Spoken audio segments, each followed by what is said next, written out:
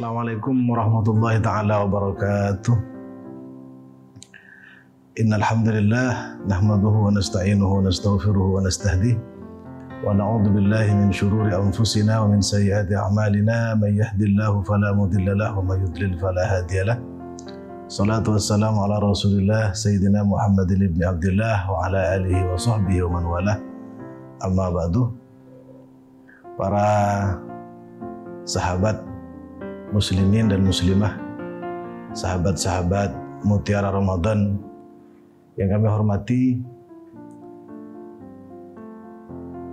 mudah-mudahan puasa kita kali ini menjadi puasa yang makbul, yang diterima oleh Allah Subhanahu wa taala, dan mudah-mudahan dengan puasa dan ibadah-ibadah yang lain yang kita laksanakan, mudah-mudahan kita menjadi pribadi yang lebih kuat keimanannya dan ketakwaannya kepada Allah Subhanahu wa taala, dan mudah-mudahan direzekikan istiqomah. Amin amin ya rabbal alamin.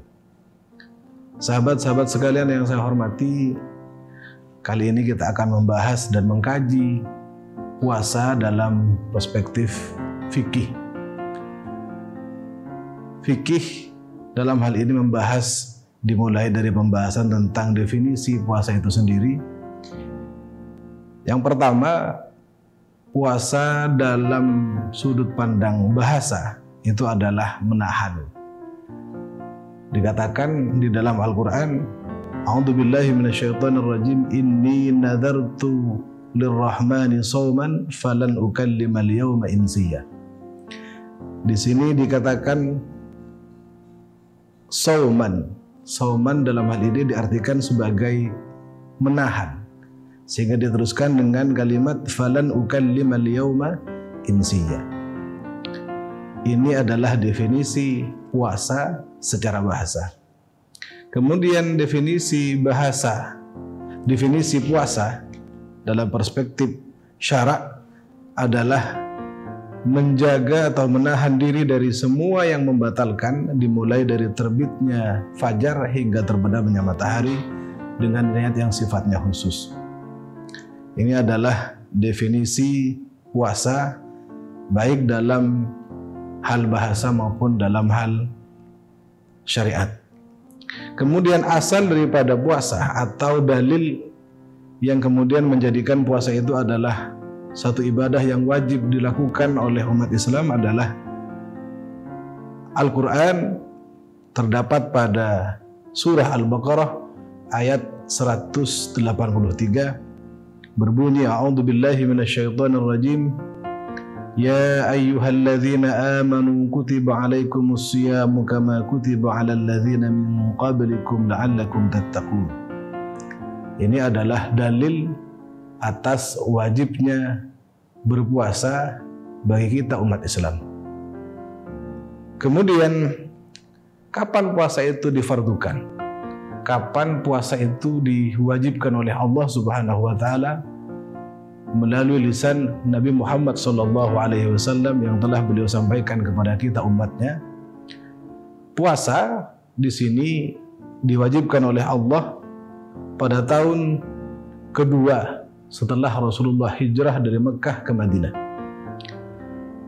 Dan perintah puasa ini turun pada bulan Sya'ban. Kemudian dari diperintahkannya puasa ini kepada Rasulullah dan seluruh umatnya hingga Rasulullah wafat, Rasulullah berpuasa Ramadan sebanyak 9 kali bulan Ramadan. 8 diantaranya itu 29 hari dan 1 diantaranya itu sempurna 30 hari. Kemudian apa arti kata daripada Ramadan? Kalau tadi kita membahas tentang makna daripada puasa, kemudian kita sekarang membahas tentang apa makna daripada Ramadan. Ramadan secara bahasa itu artinya adalah membakar. Ramadan itu artinya adalah membakar. Kenapa kemudian puasa ini diidentikan dengan istilah Ramadan?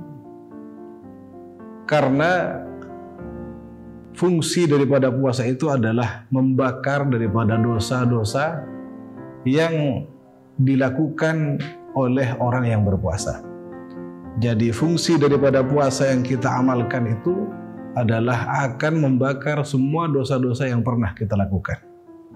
Mudah-mudahan puasa yang telah kita lakukan dapat menghapus dosa-dosa yang pernah kita lakukan. Amin amin ya rabbal alamin.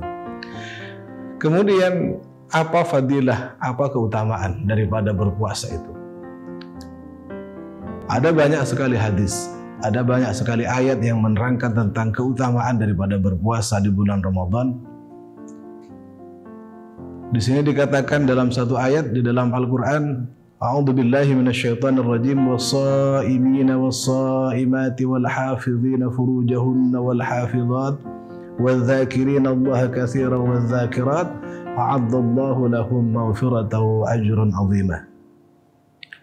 Jika diartikan orang-orang laki-laki yang berpuasa, berikut juga orang-orang perempuan yang berpuasa, dan orang-orang laki-laki yang menjaga kemaluannya, berikut juga wanita-wanita yang menjaga kemaluannya, dan orang-orang yang selalu menyebut Allah dengan sebutan yang begitu banyak, a'addallahu lahum maghfiratan wa ajran 'azima.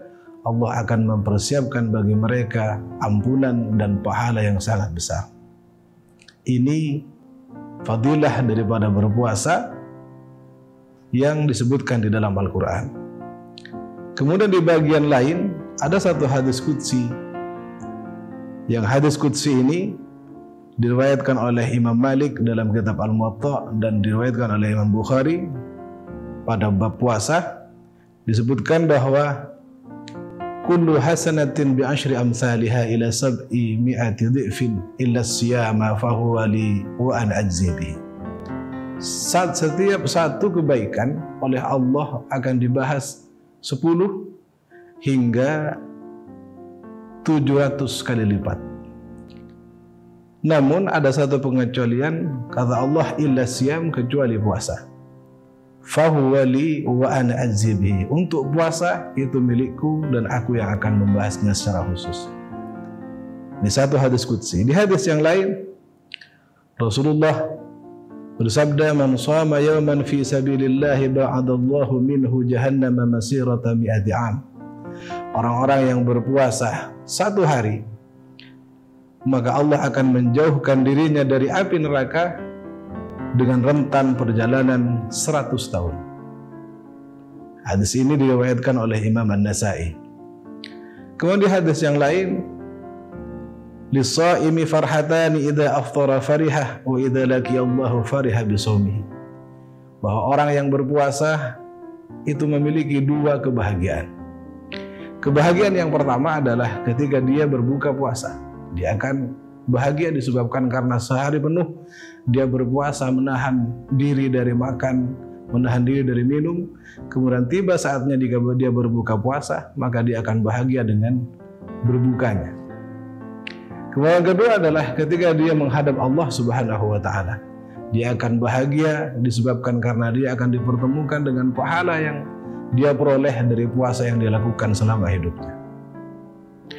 Kemudian di hadis yang lain, Rasulullah sallallahu alaihi wasallam bersabda, "Idza sumtu shaimi tasbihun wa naumuhu ibadatun wa du'auhu mustajabun wa amaluhu mudha'af."